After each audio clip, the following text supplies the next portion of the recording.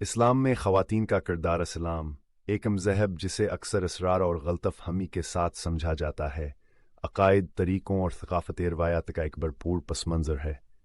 خصوصی فری ملک کے اندر اسلام میں خواتین کا کردار ایک گہری اہمیت کے موضوع کے طور پر ابھرتا ہے جو محتاط تحقیق اور تفہیم کا مستحق ہے۔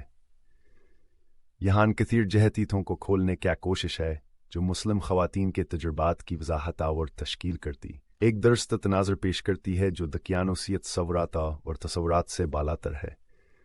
اس کے بعد کے صفحات میں ہم اسلامی روایت کے اندر خواتین کے ادا کیے جانے والے متنوع کرداروں کو تلاش کرنے کے لیے سفر پر روانہ ہوتے ہیں۔ یہ محض ذہبی ذریعے کا امتحان نہیں ہے، یہ ایک ایسی داستان ہے جو مسلم خواتین کی زندگیوں، ان کی خواہشات، چیلنجوں اور شراکت کا جائزہ لیتی ہے۔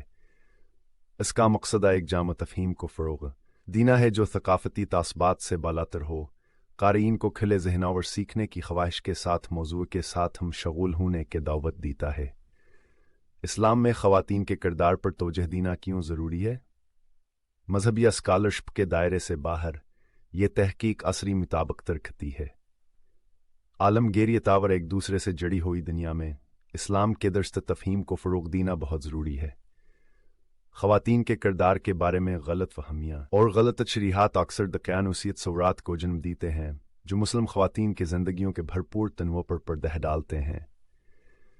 اس موضوع کو تلاش کرنے سے مقصد ایک وسیع تر گفتگو میں حصہ ڈالنا ہے جو عقیدے اور جنس کے باہمی تعلق کو پہچانتے ہوئے مسلم خواتین کی ایجنسی، لچکاو اور کامیابیوں کو تسلیم کرے۔ اس طرح کی تحقیق صرف مذہبیت کا محدود نہیں ہے بلکہ صنفی مساوات، ثقافتی تنوع اور انسانی حقوق پر وسیع اترم بحث سے گونجتی ہے۔ حال کو سمجھنے کے لیے ہمیں اپنی نگاہیں ماضی کی طرف موڑنا ہوں گی۔ اسلام کے ابتدائی ایام جو پیغمبر اسلام کی تعلیمات کے ذریعہ نشان زد تھے، زندگی کے مختلف شعبوں میں خواتین کی فعال شمولیت کا مشاہدہ کرتے تھے۔ حضرت خدیجہ سے لے کر پیغمبر اکرم کی پہلی زوجہ محترمہ عائشہ تک ایک عالمہ اور اسلامی فقہ کے اولین حکام میں سے ایک تاریخ خواتین کی شاندار خدمات کو روشن کرتی ہے۔ جیسے جیسے صدیوں کا انکشاف ہوا، اسلامی تہذیب نے خواتین کو علمی، ادبی اور حکمرانی میں سبقت حاصل کرنے کے لیے پلیٹ فارم مہیا کیا۔ تاہم تاریخ رجعت کے ادوار اور ثقافتی طریقوں کے اثر و رسوخ کو بھی ظاہر کرتی ہے جب اسلامی تعلیمات میں وضع کردہ اصولوں سے ہٹ گئے تھے۔ یہ تاریخی تناظرات پس منظر کی تشکیل کرتا ہے جس کے خلاف ہم آج اسلام میں خواتین کی حیثیت کا جائزہ لیتے ہیں۔ موضوع کو حساسیت اور معروضیت کے ساتھ دیکھتے ہوئے یہ مسلم کمیونٹی کے اندر موجود تنوع کو تسلیم کرتا ہے۔ اسلام کوئی ایک سنگیو جود نہیں ہے اور مسلم خواتین کے تجربات نے ہمتوں ہیں جتنے کہان کی ثقافتوں میں اس تنوع کو تسلیم کرتے ہوئے اور ایک متوازن نقطہ نظر پیش کرنے کا عہد کرتے ہوئے جو دقیانوسیت وراتی عمومیات کو برقرار رکھنے سے گریز کرتا ہے۔ یہ بیانی ہنہتو معذرت خواہان ہدفہ ہے اور نہایا سلامی اصولوں پر تنقید، بلکہ یہ تفہیم کی خواہش کی طرف سے ہدایت کیا ایک ریسرچ ہے۔ یہاں کے پس منظر سے قطع نظر ایک ایسے سفر میں سوار ہونے کی دعوت ہے جو پہلے سے سوچے گئے تصورات کی حدود سے ماورا ہوا اور موضوع کی گہرائیاں اور پیچیدگی کو سمجھنے کی کوشش کرتا ہو۔ اس تمہید کے اختتام پر اسلام میں خواتین کے کردار کیا ایک جامع تحقیق کے لیے اسٹیج رکھا گیا ہے۔ آگے بڑھتے ہوئے قرآنی تعلیمات، تاریخی واقعات، عصری چیلنجز اور مختلف شعبوں میں مسلم خواتین کی کامیابیوں پر تبادلہ خیال کیا جائے گا۔ عقیدے، ثقافت اور صنف کی پیچیدگیاں جو اکثر نظر انداز کیے جانے والے بیانیے کی عکاسی کرتی ہیں جو مسلم خواتین کی زندگیوں کو تشکیل دیتی ہیں۔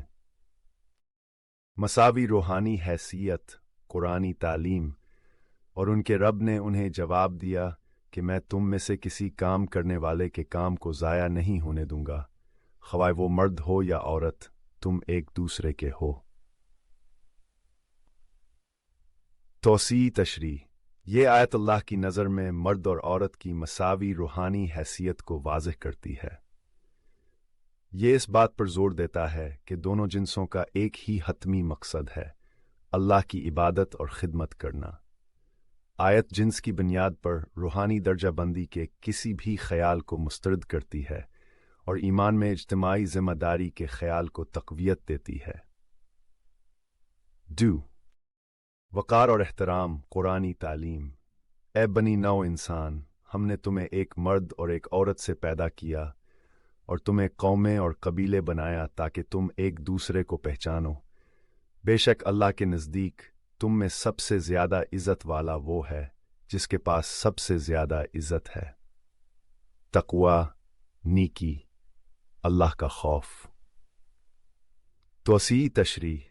یہ آیت انسانی مساوات کے اصول کو نمایاں کرتی ہے، اس بات پر زور دیتی ہے کہ جنس، نسل یا سماجی حیثیت کی بنیاد پر امتیازات برتری کا معیار نہیں ہیں۔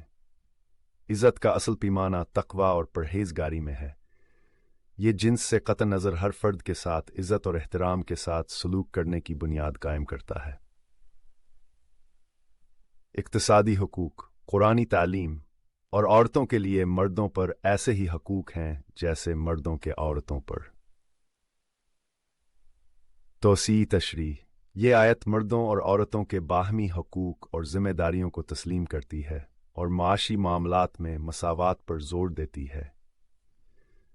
یہ مالیاتی معاملات میں صنفی بنیاد پر امتیاز کے تصور کو مسترد کرتا ہے اور وراثت، جائیداد اور مالیاتی لین دین کے معاملات میں خواتین کے ساتھ منصفانہ سلوک کی بنیاد رکھتا ہے۔ تعلیمی مواقع قرآنی تعلیم۔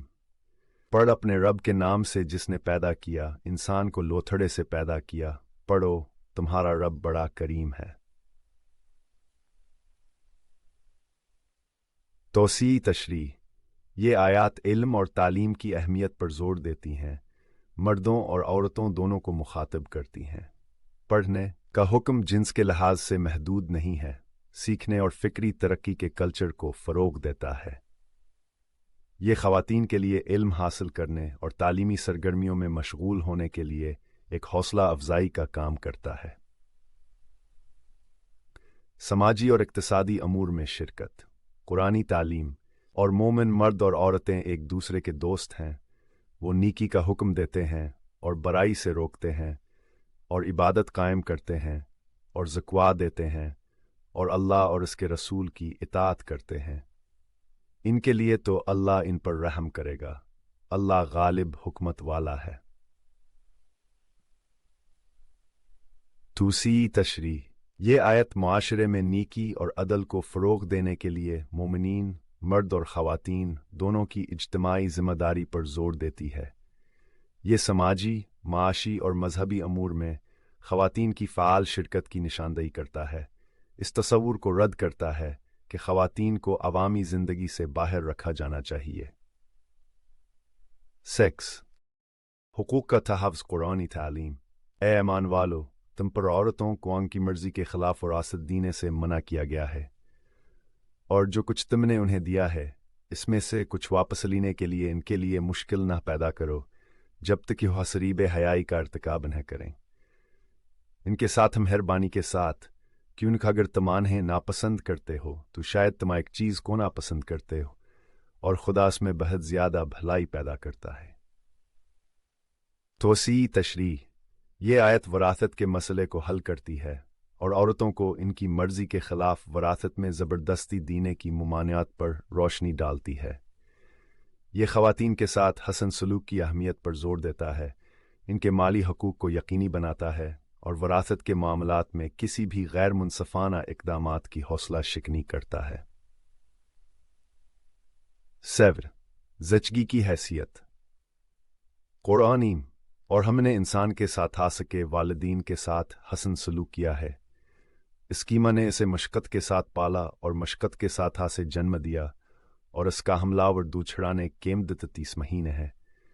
جب وہ بالغ ہوتا ہے اور 40 سال کی عمر کو پہنچتا ہے تو کہتا ہے کہ ہائے میرے رب، مجھے توفیق دے کہ میں تیری ریا سنمت کاشکر ادا کروں جو تو نے مجھ پر اور میرے والدین پر کی ہیں، اور ایسے نیک کام کرنے کی توفیق عطا فرما جس سے تو راضی ہو جائے۔ میرے لیے میری اولاد کو نیک بنا دے، میں نے تیری بارگاہ میں تو بہ کی ہے اور میں مسلمانوں میں سے ہوں۔ سورہ الاحقاف۔ توسیع تشریح۔ یہ آیت بچوں کی پرورش میں ماؤں کے اہم کردار پر زور دیتی ہے اور والدین کے لیے شکر گزاری اور مہربانی کی ضرورت پر زور دیتی ہے، خاص طور پر ان ماؤں کے لیے جو حمل اور ولادت کے دوران مشکلات سے گزرتی ہیں۔ یہ اسلامی تعلیمات میں زچگی کی حیثیت کو تسلیم کرنے اور اس کے احترام کی اہمیت کو قائم کرتا ہے۔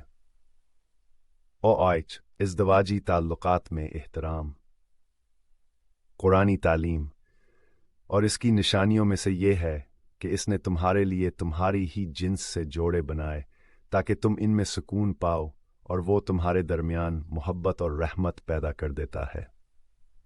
یقیناً اس میں غور و فکر کرنے والوں کے لیے نشانیاں ہیں۔ توسیع تشریح، یہ آیت نکاح کے ادارے کی تشکیل میں الہائی حکمت کو اجاگر کرتی ہے، میاں بیوی کے درمیان سکون، پیار اور رحم کے تصورات پر زور دیتی ہے۔ یہ ازدواجی تعلقات میں باہمی احترام، صحبت اور تعاون کی بنیاد قائم کرتا ہے۔